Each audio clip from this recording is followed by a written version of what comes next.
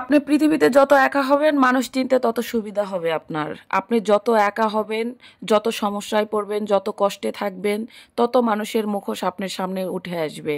এটাই দুনিয়ার নিয়ম। সো হ্যালো এভরিওয়ান, আসসালামু আলাইকুম। সবাই কেমন আছেন? আশা করি সবাই ভালো আছেন। আমিও আল্লাহর রহমতে ভালো আছি আপনাদের দোয়ায়।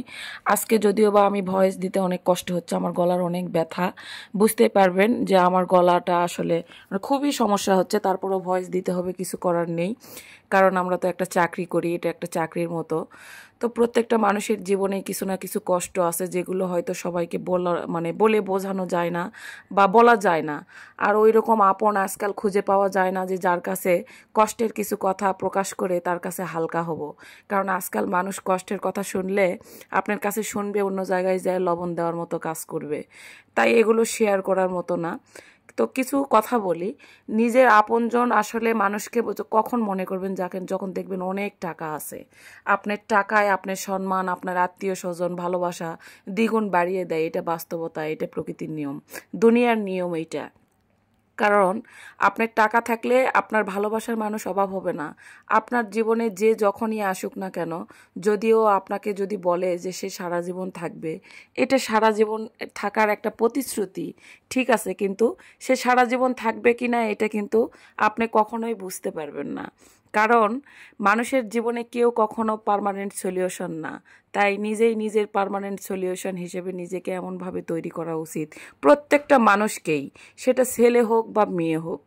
আজ হয়তো বুঝতেছি যে যাকে এত ভিত মনে করছি, যাকে এত ভালোবাসছি, মানুষকে অনেক ভালোবেসে দেখছি জানেন, অনেক কাছের মনে করে দেখছি, অনেক কেয়ার করে দেখছি, কিন্তু দিন শেষে নিজে দোষী হয়ে ফিরে আসছি।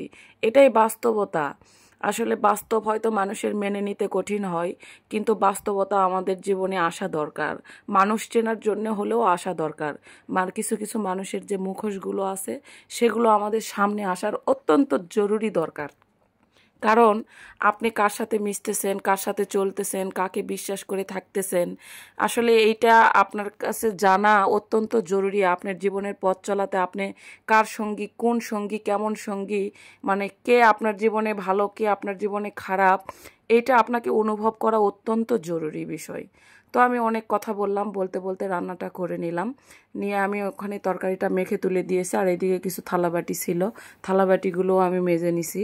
নিয়ে সুন্দর করে ধুয়ে নিচ্ছি। আমার ভীম ছিল না, ভীমটাও করছি আমি। ভাতটাও রাইস কুকারে তুলে দিয়েছি।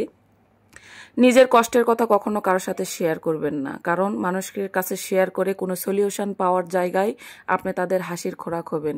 তাই সব সময় নিজে চেষ্টা করবেন নিজেকে আঁকড়ে ধরে বাঁচার। আজকের ভিডিওটা এই পর্যন্ত। আল্লাহ হাফেজ।